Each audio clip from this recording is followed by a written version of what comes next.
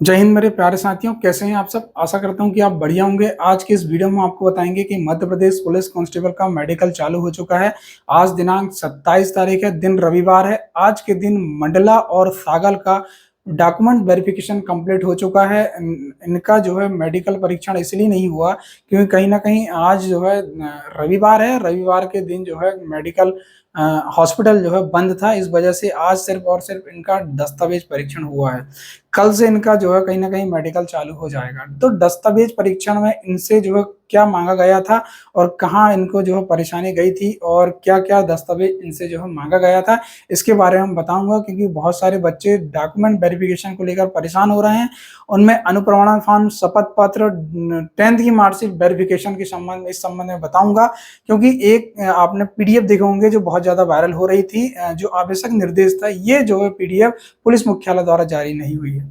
और इन्होंने ये भी कहा था कि ये फॉर्मेट जो है कहीं ना कहीं आपको जो है शपथ पत्र का फॉर्मेट इनके अकॉर्डिंग ही बनवाना है, ऐसा कुछ नहीं है। तो मंडला और सागर में आखिर डॉक्यूमेंट वेरिफिकेशन में क्या क्या मांगा गया था और कहाँ पर इनको दिक्कत का सामना करना पड़ा था, ये बताएंगे हम। और सारी चीजों को हम आपको अवगत कराएंगे कि क्या दिक्कत इन्होंने यहाँ पर दिक्कत गई इन्होंने।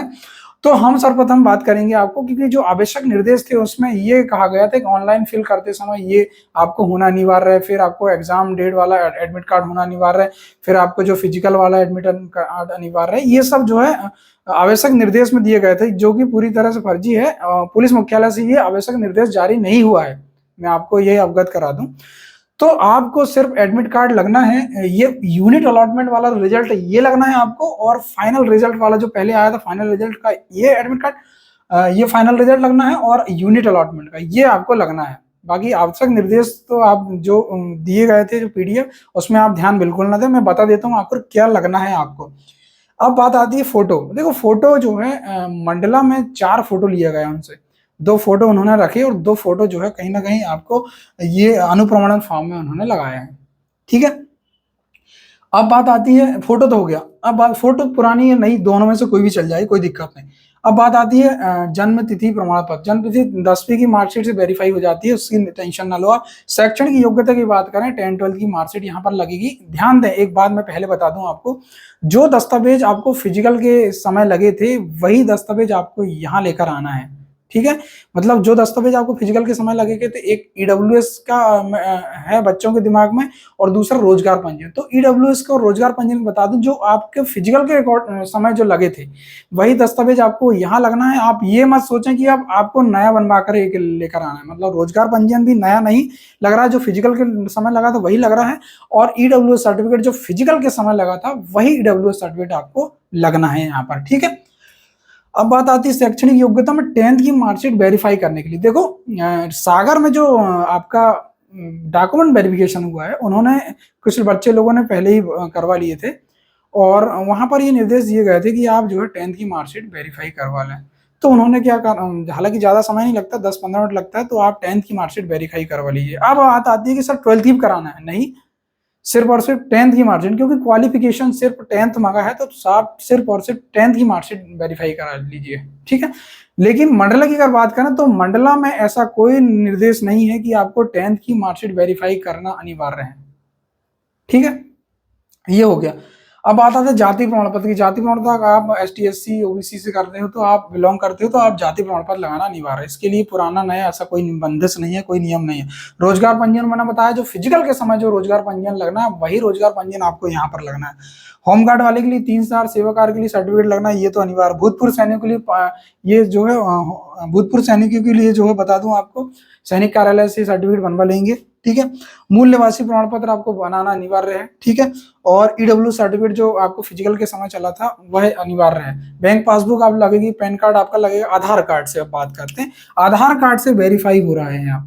तो आधार कार्ड में आपको ये देख कर आए हैं, आधार कार्ड की ऑफिशियल साइट पर जाकर, वो कि कितने बार जो है अपडेट किया गया आधार कार्ड को, और क्या करेक्शन किया गया, कहीं नाम चेंज तो नहीं हुआ। मतलब आपके आधार कार्ड से कहीं और कोई वेरीफाई तो नहीं कर गया। मतलब कहीं ना कहीं अगर ये ज्यादा करेक्शन हुआ तो कहीं ना कहीं आप शक के दायरे में आ जाओगे।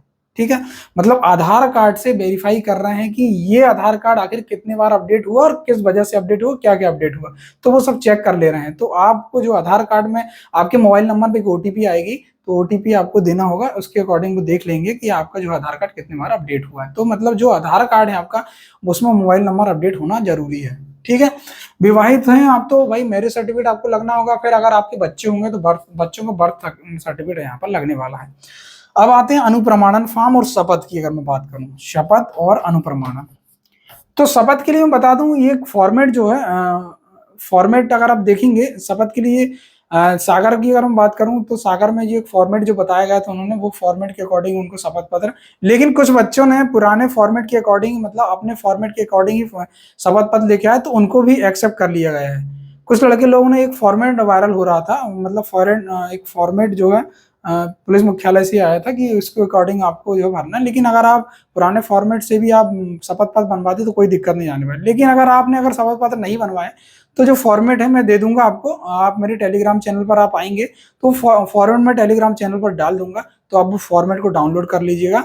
और अनुप्रमाणन तो मैंने आपको भेज दिया हूँ कि अनुप्रमाणन जो है 4 पेजों में लेकर आएंगे आप, तो उसमें जो है बोथ साइड आपको करवाना है। और अनुप्रमाणन की 2 कॉपी लग रही है, कई लोग जो है 5-6 कॉपी करवा ले रहे हैं, और 2 कॉपी जो आपकी लगेंगी अनुप्रमाणन फॉर्म में, तो आप जो 2 कॉपी बनवाओगे दोनों को जो है प्रमाणित करवा लेंगे आप। तो दोनों को अलग अलग व्यक्ति से नहीं करवाना, एक ही व्यक्ति से आप बोल देना कि सर हमें 2 कॉपी लग रही है, तो आप कृपया कर आप हमें 2 प्रति में आप प्रमाणित कर दीजिएगा, तो वो कर देंगे, कोई दिक्कत नहीं, राजपत्रित अधिकारी।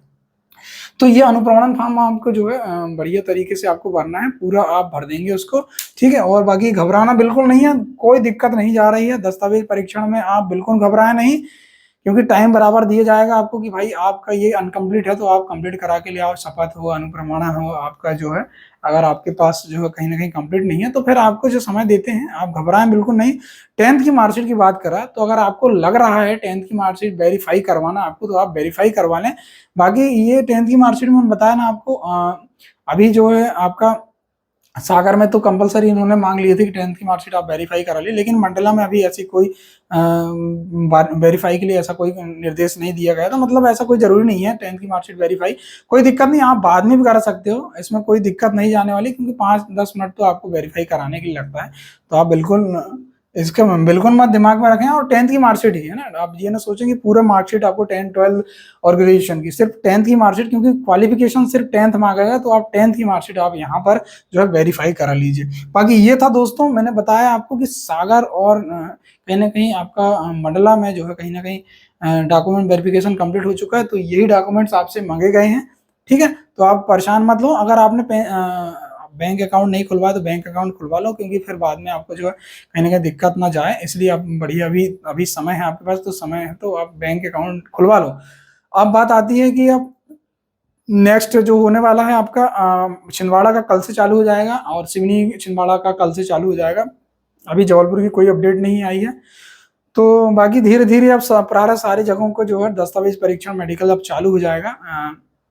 बाकी और आप दस्तावेज परीक्षण को लेकर परेशान ना हो, जो दस्तावेज आपने फिजिकल के टाइम दिए हैं वही दस्तावेज आपको यहाँ लग रहे हैं, आप बिल्कुल परेशान ना हो आप, क्योंकि बहुत ज्यादा मैंने देखा हूँ कि लड़के लोग बहुत ज्यादा घबरा रहे हैं दस्तावेज को लेकर। इसमें करेक्शन फरेक्शन है, ये दुनिया भर का जो आपने बोले थे ऐसा कुछ नहीं है, आपको जो है जो आपने सबमिट किए थे फिजिकल के टाइम वही आपको यहाँ पर सबमिट करना है। अब आप परेशान बिल्कुल ना हो, ठीक है, बेफिक्र होकर आप रेडी रहें। जब आपके फोन कॉल या कहीं ना कहीं आप जो है उस जिले में भर्ती हुए, उस जिले से आप कहीं ना कहीं संपर्क कर लें कि हमारा मेडिकल कब तक होना है।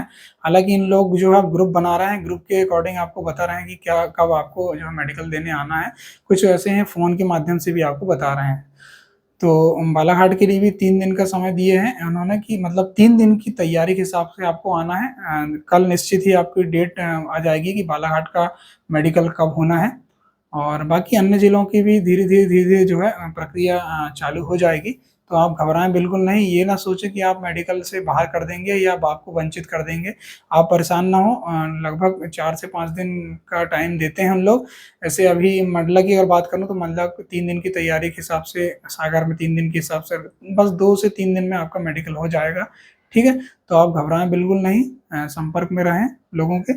बाकी अगर और कहीं अपडेट अगर आती है तो मैं निश्चित ही आप तक शेयर ज़रूर करूँगा। बाकी मैंने ये वीडियो बनाना इसलिए ज़रूरी समझा था क्योंकि बहुत ज़्यादा बच्चे जो है परेशान हो रहे हैं डॉक्यूमेंट वेरिफ़िकेशन को लेकर, तो आप परेशान बिल्कुल ना हों, ठीक है? यही दस्तावेज़ आपके लगने हैं जो आपको फिज़िकल के टाइम माँगा गया था। ईडब्ल्यूएस रोज़गार को लेकर परेशान ना हो, वही हो लगना है जो आपने उस समय जमा किए थे। ठीक है दोस्तों, तो ये था वीडियो। अगर कोई भी समस्या, कोई भी क्यूरीज़ है आपके दिमाग में तो आप निश्चित ही मुझे कमेंट करेंगे। बाकी मेरे टेलीग्राम चैनल पर आप ज़रूर जाएँगे क्योंकि वहाँ पर मैं आपको जो फ़ॉर्मेट अगर आप नहीं बनवाए तो वो फ़ॉर्मेट आपको भेज दूँगा। अनुप्रमाणन नहीं होगा तो आपको अनुप्रमाणन भेज दूँगा। दोनों का 2 कॉपी आपको वेरीफ़ाई प्रमाणित करवाना है, तो दोनों साइड आपको निकलाना है, ठीक है? तो ये था दोस्तों वीडियो। जय हिंद।